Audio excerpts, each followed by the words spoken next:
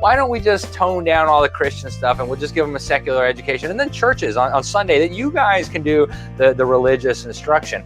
And that was a huge mistake, to divorce English and history and science from the words in God's Bible.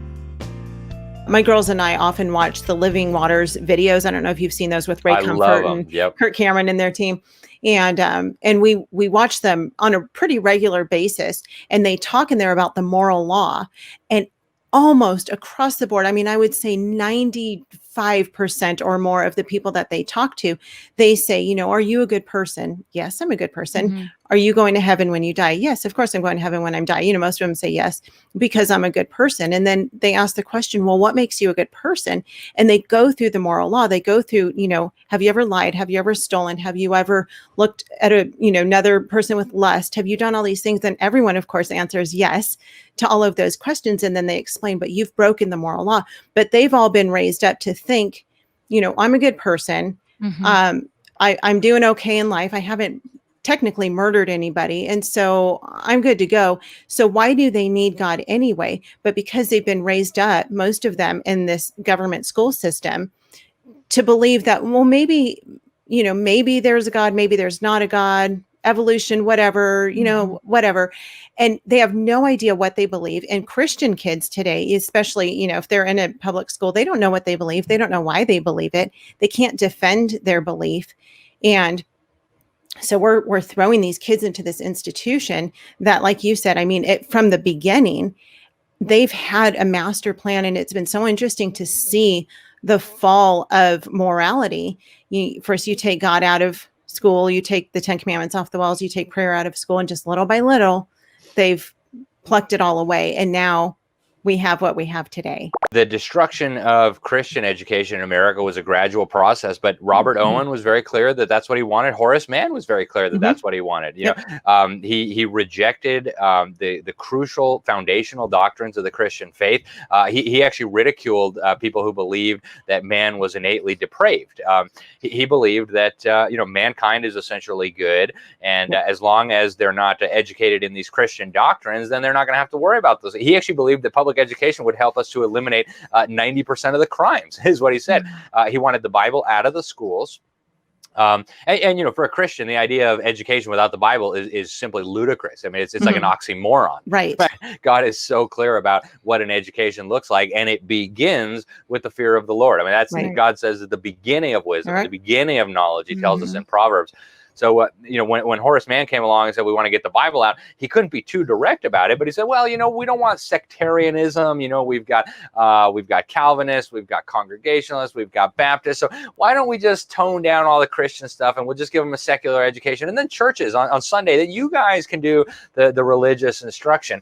And that was a huge mistake, to divorce English and history and science from the words in God's Bible. That's right. It was a fundamental mistake that we went off the rails right there, and it's all been downhill from there. That was their plan, and now they're so sophisticated about it. The UN has something that they promote in their own handbooks.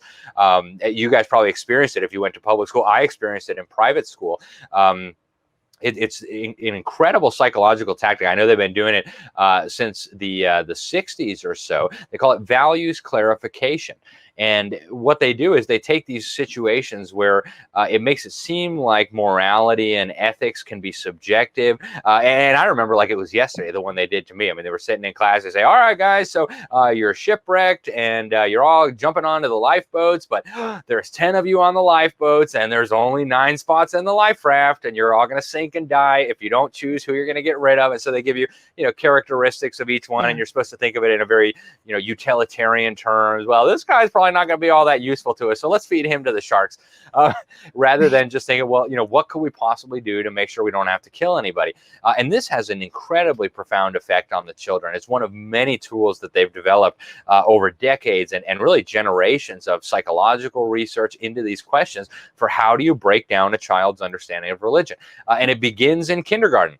Billions of years there was stardust, and then somehow the stardust came alive and turned into a slime, and the slime became a monkey, and there you are, right? And so life is completely meaningless. So it just starts right from the second the government gets their hands on the children, and it goes on for 12 years, and they've got them for 5 days a week for 10 hours a day.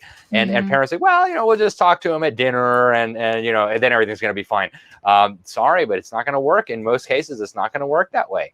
No, it doesn't. And you, as the parent, you're putting your child into these schools under the care and authority of these teachers, and you're telling them, believe what your teacher tells you. And we've talked a lot about this on the podcast and on Homegrown Generation.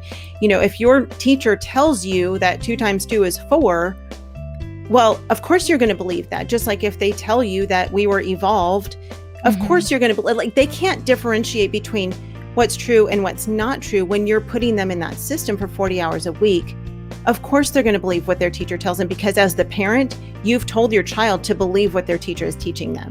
Right. And how confusing for these kids to have no idea, well, what is true? What isn't true? Is God real? Is Santa real? Is the Easter Bunny real? I mean, they're all the same in their little world of imagination. Which I think it's interesting because, I mean, like you said, it wasn't secret. These men were very clear on their intent. It's not like these were these secret things. When you look at what they wrote, I mean, John Dewey, I think he was very clear on what he believed and what his plan was.